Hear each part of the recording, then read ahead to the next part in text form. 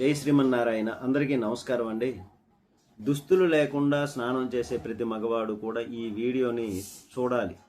స్నానం గురించి ఇప్పుడు మనం చెప్పుకునేటటువంటి విషయాలు చాలా జ్ఞానవంతమైనటువంటివి. ఎవరైతే పురుషులు నగ్నంగా స్నానం చేస్తూ ఉంటారో వారు తప్పక ఈ విషయాల్ని తెలుసుకోవాలండి. అసలు స్నానం ఏ సమయంలో చేయాలి, మగవారు ఎలా స్నానం చేయాలి, ఆడవారు స్నానం ఎలా చేయాలి అనేటటువంటి విషయాల గురించి పురాణాలలో కూడా వివరంగా చెప్పబడింది. మరి ఆ విషయాలను ఇప్పుడు మనం ఈ వీడియోలో క్లుప్తంగా తెలుసుకునే ప్రయత్నం చేద్దాం. మరి ఈ వీడియోని ఎక్కడ కూడా స్కిప్ చేయకుండా చివరి వరకు చూడండి. అప్పుడే మనం చెప్పుకునేటటువంటిది అందరికీ అర్థం అవుతుంది. అలాగే మా ఛానల్ని సబ్స్క్రైబ్ చేయకపోతే సబ్స్క్రైబ్ చేసి సపోర్ట్ చేయండి. ఈ వీడియో నచ్చితే కనుక ఒక లైక్ కొట్టండి, మర్చిపోవద్దు. స్నానం చేయటం వలన శరీరానికి ఎలాంటి రోగాలు రాకుండా ఉంటాయి, మనసు ప్రశాంతంగా ఉంటుంది. స్నానం చేయటం వలన ముఖంలో కాంతి పెరుగుతుంది, శారీరక ఆకర్షణ కూడా పెరుగుతుంది. ప్రతిరోజు 2 పూటల స్నానం చేయటం చాలా మంచిది, ఉత్తమమైనటువంటిది. కనీసం ఒక్క పూట అయినా సరే స్నానం చేయాలి. ప్రతిరోజు ఉదయం నిద్ర లేచిన వెంటనే స్నానం ఆచరించాలి. స్నానం అనేది సనాతన ధర్మంలో చాలా ముఖ్యమైనటువంటి విషయం. చాలామంది స్నానం చేయకుండానే రోజును ప్రారంభం చేస్తూ ఉంటారు. స్నానం లేకుండానే వంటగదిలోనికి వెళ్ళిపోతూ ఉంటారు. టిఫిన్ చేయటం, స్నానం లేకుండానే జాబుకు లేదా వర్క్ చేయటానికి వెళ్ళిపోవటం, ఇలా చేస్తూ ఉంటారు. కానీ అది చాలా పెద్ద పొరపాటు. పొద్దున లేచి కాలకృత్యాలు తీర్చుకొని వెంటనే ముందే చేయవలసినటువంటి పని ఏమిటి? స్నానం. అలా స్నానం చేసేటప్పుడు కూడా 3 సార్లు గంగా గంగా గంగా అని అనుకొని స్నానం చేస్తే మరింత మంచిది, ఫలితాన్ని ఇస్తుంది. అయితే స్నానాన్ని ఏ సమయంలో చేయాలనేటటువంటి విషయం చాలామందికి తెలియదు. స్నానాన్ని ప్రతిరోజు ఉదయం సూర్యుడు రాకముందే నిద్రలేచి ఆచరించాలి. అంటే ముందు రాత్రిపూట త్వరగా పడుకొని ఉదయాన్నే త్వరగా లేవాలి. సూర్యుడు రాకముందే అంటే 5, 6, 6:30 లోపు స్నానం చేసేయగలగాలి. మరి ఇలా సూర్యోదయానికి ముందే స్నానం చేయటం వలన చక్కటి ఆరోగ్యం లభిస్తుంది. మన ఇంటికి ఎవరైనా అతిథి వస్తే ఏం చేస్తామండి? అతిథి రాకముందే చక్కగా అన్ని పనులు చేసేస్తాం, స్నానం చేసుకొని అన్నీ సిద్ధం చేసుకొని రెడీగా ఉంటాం. అయితే రాకముందే పనులన్నీ కూడా పూర్తి చేసేస్తాం కదా, అంతేగాని అతిథి వచ్చాక ప్రారంభించాం కదా. అలాగే సూర్య భగవానుడు కూడా ప్రత్యక్ష దైవంగా మనం భావిస్తాము. ఒక అతిథిగా భావించే ఆయన్ని, సూర్యుడిని, ఆయన రాకముందే స్నానాది కార్యక్రమాలు ముగించేసుకోవాలి. ఇది మేము చెబుతున్నటువంటి విషయం కాదండి, శాస్త్రాలలో కూడా చెప్పబడింది. బ్రహ్మముహూర్త సమయం ఇట్లాగా అన్నీ కూడా చెప్పబడ్డాయి కదా. తప్పనిసరిగా సూర్యుడు రాకముందే ప్రతిరోజు స్నానం చేయాలండి. ఇలా చేస్తే స్నానం చాలా ఆరోగ్యకరమైనటువంటిది. పొద్దున్న పూట లేవటం అనేది ఆరోగ్యరీత్యా, సామాజిక పరంగా, ఆధ్యాత్మిక పరంగా, శారీరక పరంగా, మానసిక పరంగా కూడా చురుగ్గా పనిచేస్తుంది. ఇలా అన్ని విధాలుగా మనకు మంచి చేస్తుంది, యాక్టివ్గా పనిచేస్తుంది, బాడీ సహకరిస్తుంది. అందుకే రాత్రులు త్వరగా పడుకోవాలి, ఉదయాన్నే త్వరగా లేవాలి. మరి త్వరగా పడుకొని త్వరగా నిద్ర ఎవరైతే లేస్తారో వారు ఆరోగ్యవంతులుగా కూడా, ఆరోగ్యమే మహాభాగ్యం కదా, ఆరోగ్య భాగ్యవంతులుగా కూడా జీవిస్తారు. కాబట్టి ప్రతిరోజు పొద్దున్నే స్నానం చేయాలి. సనాతన ధర్మాన్ని ఆచరించే ప్రతి ఒక్కరూ కూడా తప్పక ఈ నియమాన్ని పాటించాలి. ఇలా స్నానం చేసిన తర్వాతే మనుషులు పూజాది కార్యక్రమాలు చేసుకునే దానికి యోగ్యతను పొందుతారు. ఎవరైతే ఉదయాన్నే స్నానం చేస్తారో ఇంటికి మంచి రూపము, తేజస్సు, పవిత్రత, ఆయుష్, ఆరోగ్యము, మేధాశక్తి ఇవన్నీ కూడా కలుగుతాయి. లక్ష్మీ కటాక్షం, ధనం అన్నీ లభిస్తాయి, పాపాలు పోతాయి. ఉదయాన్నే స్నానం చేసే వారి దగ్గర సకారాత్మక శక్తులు, మంచి శక్తులు ఉంటాయి, పుష్కలంగా ఉంటాయి. అయితే ఈ దుష్ట శక్తులన్నీ కూడా వారి దగ్గరికి దరి చేరవు.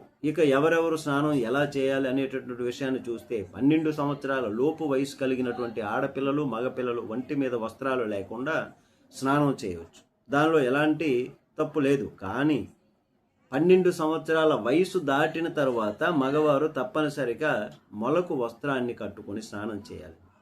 మగవారు వస్త్రం లేకుండా స్నానం చేయకూడదు. ఖచ్చితంగా బట్ట కట్టుకొని స్నానం చేయాలి. బాత్రూంలో 4 గోడల మధ్య స్నానం చేసినా సరే బట్ట కట్టుకొని స్నానం చేయాలి. అదే జలదేవతకు మనం ఇచ్చేటటువంటి గౌరవం. పెద్దలకి గౌరవం ఇవ్వాలి అంటాం కదా, మరి జలదేవతకి కూడా గౌరవం ఇవ్వాలి కదా. కాబట్టి మగవారు తప్పనిసరిగా ఒక వస్త్రాన్ని కట్టుకొని స్నానం చేసుకోవాలి. పురుషులు బట్టలు లేకుండా స్నానం చేస్తే సంభోగ శక్తి తగ్గిపోతుంది. పితృదేవతల ఆగ్రహానికి గురి అవుతారు. లక్ష్మీ అనుగ్రహం తగ్గిపోతుంది. మగవారు ఎప్పుడూ కూడా నగ్నంగా స్నానం చేయకూడదు, స్నానం చేయరాదు కూడా. మగవారు బయట నదుల్లో స్నానం చేసిన, బోరుబావి దగ్గర స్నానం చేసిన, లేదా బాత్రూంలో 4 గోడల మధ్య స్నానం చేసిన ఏదో ఒక బట్ట కట్టుకొని స్నానం చేయాలని. మగవారు నగ్నంగా స్నానం చేస్తే జలదేవుడైనటువంటి వరుణుడిని అవమానించినట్లు అవుతుంది కదా. మరి చాలామంది మగవారు నేను తలుపులు వేసుకొని బాత్రూంలో చేస్తున్నాను కదా, నన్ను ఎవరూ చూడర్లే, పట్టించుకోర్లే, ఎలా చేస్తే ఏముంది, నగ్నంగా స్నానం చేస్తారు. కానీ అది తప్పండి. పరమేశ్వరుడు ప్రతి స్థానం నుండి కూడా చూస్తాడు. పురుషులు నగ్నంగా చేస్తే వరుణుడి దేవుడిని అవమానించినట్లు అవుతుంది. మగవారు బట్టలు లేకుండా స్నానం చేస్తే పాపం తగులుతుంది, పితృదేవతల శాపం కూడా తగులుతుంది. ఆర్థికంగా ఎన్నో సమస్యలు వచ్చి పడతాయి వాళ్ళకి. మరి ఈ విధంగా స్నానం చేస్తే పురుషుడి శరీరంలోనికి ఈ దుష్ట శక్తులు ప్రవేశిస్తాయి. మీ మానసిక పరిస్థితి కూడా దెబ్బతింటుంది, మీ సంపాదన కూడా తగ్గిపోతుంది. కనుక పురుషులు నగ్నంగా స్నానం చేయవద్దు. ఖచ్చితంగా ఏదో ఒక వస్త్రాన్ని ధరించి స్నానం చేయండి, బట్టలు లేకుండా స్నానం చేయకండి. గరుడ పురాణం ప్రకారం చూస్తే పురుషులు స్నానం చేసే సమయంలో పితృదేవతలు వారి చుట్టుపక్కనే ఉంటారు. అలా వారు వచ్చినప్పుడు మీరు నగ్నంగా ఉంటే మీకు పితృదోషం తగులుతుంది. మరి పురుషుడు నగ్నంగా స్నానం చేస్తే పితృదేవతలకు తృప్తి లభించదు కదండి. మరి దాంతో మీ ఇంట్లో అనేక రకాల సమస్యలు వచ్చి పడుతుంటాయి. ఎన్నో ఆర్థిక ఇబ్బందులు, మానసిక ఇబ్బందులు, ఆరోగ్య ఇబ్బందులు, ఇట్లాగా అకారణంగా కొన్ని సమస్యలు రావటం. అందువలన పురుషులు బట్టలు లేకుండా స్నానం చేయవద్దండి. ఇట్లాంటి సమస్యలు మనం తెచ్చుకోవద్దు. అలా చేయడం వల్ల లక్ష్మీ కటాక్షం కూడా తగ్గిపోతుంది, ధనక్షయం అయిపోతుంది, ఆర్థిక ఇబ్బందులు వస్తాయి. అందుకే శాస్త్రాలలో ఇంట్లోనే పురుషులు నగ్నంగా స్నానం చేయకూడదని చెప్తారు. ఎక్కడ స్నానం చేసినా పురుషులు బట్ట కట్టుకొని స్నానం చేయాలి, అదే నియమం. స్త్రీల విషయానికి మనం ఇప్పుడు వస్తే స్త్రీలు నగ్నంగానే స్నానం చేయాలని శాస్త్రాలు చెప్తున్నాయి. అంటే స్త్రీలు ఇంట్లో బాత్రూంలో స్నానం చేసినప్పుడు నగ్నంగా స్నానం చేయాలి. ఎందుకంటే స్త్రీలు గుప్త ప్రదేశాలు శుభ్రంగా ఉండటం కోసం ఈ నియమం పెట్టారు. కనుక ఆడవారు నగ్నంగానే స్నానం చేయాలని శాస్త్రాలలో కూడా ఉంది. అలా కాకుండా పుణ్యనదుల దగ్గర స్నానం చేసేటప్పుడు మాత్రం స్త్రీలు కూడా వస్త్రాలు ఉంచుకొని స్నానం చేయాలి. ఇంట్లో మాత్రం నగ్నంగానే స్నానం చేసుకోవచ్చు. ఇదే స్నానం గురించి పురాణాలలో చెప్పినటువంటి రహస్యాలు. స్త్రీలు నగ్నంగా స్నానం చేయటం వలన ఆ ఇంట్లోకి సంపదలు వస్తాయని, మరి ఆ ఇంటిని అదృష్టం వరిస్తుంది, లక్ష్మీ కటాక్షం కలుగుతుంది, ధనం వృద్ధి చెందుతుంది. కనుక మగవారు ఆడవారు స్నానం విషయంలో ఈ నియమాలు తప్పనిసరిగా పాటించండి. ఒకసారి శివపార్వతులు ఆకాశ మార్గంలో కాశీ నగరానికి వెళుతూ ఉన్నారు. అప్పుడు వారు కిందకి చూసేసరికి గంగా నదిలో అనేక మంది యాత్రికులు స్నానాలు చేసి హరహర గంగే అనుకుంటూ వెళుతూ ఉన్నారు. వారి ముఖాల్లో ఆనందం లేదు, వారు ఇంకా దుఃఖంతో బాధతో ఉన్నారు. అది చూసి పార్వతీదేవి ఆశ్చర్యపడి పరమశివునితో, నాదా, ఇంతమంది స్నానాలు గంగలో చేస్తూ ఉన్నారు కదా, మరి గంగా నది చేసినట్లయితే, ఈ గంగా నదిలో స్నానం చేసినట్లయితే సమస్త పాపాలు దుఃఖాలు తొలగిపోతాయి అంటారు. మరి వీరి పాపాలు, ఈ దుఃఖాలకు కారణాలు ఎందుకు తొలగిపోవడం లేదు? గంగా నదిలో అంత శక్తి లేదా అనేటటువంటి సందేహం వస్తుంది. అంటే ఆ మాటలు విన్నప్పుడు పరమశివుడు చిరునవ్వుతో, దేవి, గంగా నదిలో ఎప్పటికీ శక్తి అలాగే నిలిచి ఉంది. కానీ ఈ మనుషులందరూ పాపనాశిని అయినటువంటి గంగలో స్నానమే చేయలేదు. మరి ఇక వారికి మంచి ఎలా జరుగుతుంది అని అంటారు. అప్పుడు పార్వతీదేవి ఆశ్చర్యంతో, ఏంటి వీళ్ళు స్నానం చేయలేదా? అదేమిటి స్వామి అలా అంటున్నారు? అందరూ గంగా నదిలో స్నానం చేసే కదా వెళుతూ ఉన్నారు, మరి వాళ్ళు ఒళ్ళు కూడా తడిగానే ఉంది కదా, చూడండి. అప్పుడు పరమేశ్వరుడు పార్వతీదేవితో అంటారు, వీళ్ళు కేవలము నదిలో మునిగి వస్తున్నారు, అంతేగాని మనస్ఫూర్తిగా గంగా స్నానం చేయట్లేదు వాళ్ళు. నేను నీకు ఒక రహస్యాన్ని చెప్తాను, రేపు బాగా వర్షం కురుస్తుంది, నదిలోనికి నీరు బాగా వస్తుంది. ఆ నీటిలో నేను మునిగిపోతున్నట్లు నటిస్తాను, నువ్వు నా భార్యలాగా నటించు, అప్పుడు నీ ప్రశ్నకు సమాధానం దొరుకుతుంది అని చెప్తారు పరమశివుడు. పార్వతీదేవి కూడా సరే అంటుంది. మరుసటి రోజు ఎక్కువగా వర్షం పడుతుంది. దాంతో గంగా నది పొంగి పొర్లిపోతుంది.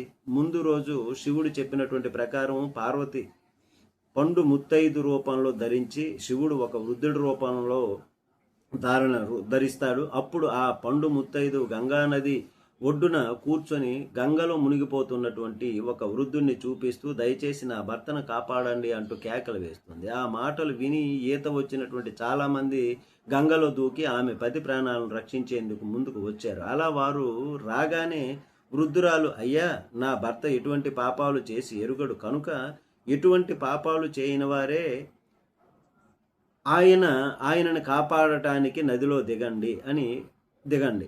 పాపాత్ములు ఎవరైనా సరే ఆయనను ముట్టుకుంటే వెంటనే ఆయన ప్రాణాలు పోతాయి.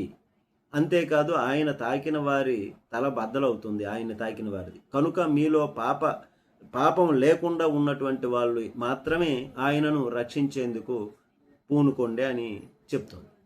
ఆ మాటలు విని వచ్చిన వారందరూ కూడా వెనక్కి వెళ్ళిపోతారు. ఆ రోజంతా శివపార్వతులు వృద్ధ దంపతుల రూపంలోనే గంగా నది దగ్గరే ఉన్నారు. కానీ ఎవరూ వారికి సాయం చేయలేకపోయారు. సాయంత్రం వచ్చేటప్పటికి సాయంత్రం సూర్యాస్త సమయం అవుతుంది.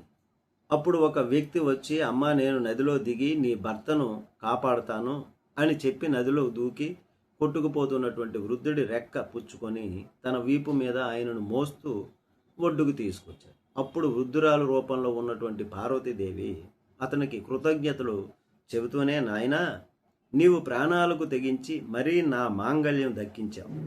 నీవు పాపరహితుడివా? నీ జీవితంలో ఎలాంటి పాపాలు చేయలేదా అడిగింది. దానికి ఆ వ్యక్తి సంకోచంగా, అమ్మా, నేను ఇంతకు ముందే గంగా స్నానం చేశాను. ఆ స్నానంతో నేను ఇప్పటి వరకు చేసినటువంటి పాపాలన్నీ కూడా పోయాయి తల్లి. గంగా స్నానంతో పునీతుడిని అయ్యాను. అందుకే నీ పతి ప్రాణాలు రక్షించేందుకు వచ్చాను అని చెప్తాడు ఆయన. అప్పుడు పార్వతీ పరమేశ్వరులు ఎంతో సంతోషిస్తారు. సంతోషమే కదండి, అంటే అక్కడ నమ్మారు, విశ్వసించారు. ఆ వ్యక్తికి తమ చెరువు ప్రదర్శనమిచ్చి అంతులేని సంపదలను ప్రసాదించి అంతర్ధానం అయిపోయారు. అప్పుడు శివుడు పార్వతీదేవితో, చూసావా పార్వతి, ఇంతమంది జనంలో కేవలము ఒక వ్యక్తి మాత్రమే నిజమైనటువంటి గంగా స్నానాన్ని చేశాడు. ఎటువంటి భక్తి శ్రద్ధలు లేకుండా డాంబికాల కోసం చేసే గంగా స్నానం వలన ఎలాంటి ఫలితాలు రావు. అలాంటి గంగా స్నానం వ్యర్థమవుతుంది. ఎవరైతే భక్తి శ్రద్ధలతో గంగా స్నానం చేస్తారో వారికే పాపాలు దుఃఖాలు పోతాయని చెప్తారు. కాబట్టి ఎవరైతే కేవలము డాంబికాల కోసం గంగా స్నానం చేస్తారో వారికి వాస్తవిక ఫలితాలు రావు. అలాంటి వారు గంగా స్నానం చేసిన ఫలితాలు రావు. ఎవరైతే భక్తి శ్రద్ధలతో గంగా స్నానం చేస్తారో వారికే గంగా స్నానం చేసిన ఫలితం లభిస్తుంది అనేటటువంటి విషయాన్ని పరమశివుడు పార్వతీదేవికి చెప్తారు. ఈ విధంగా జై శ్రీమన్నారాయణ.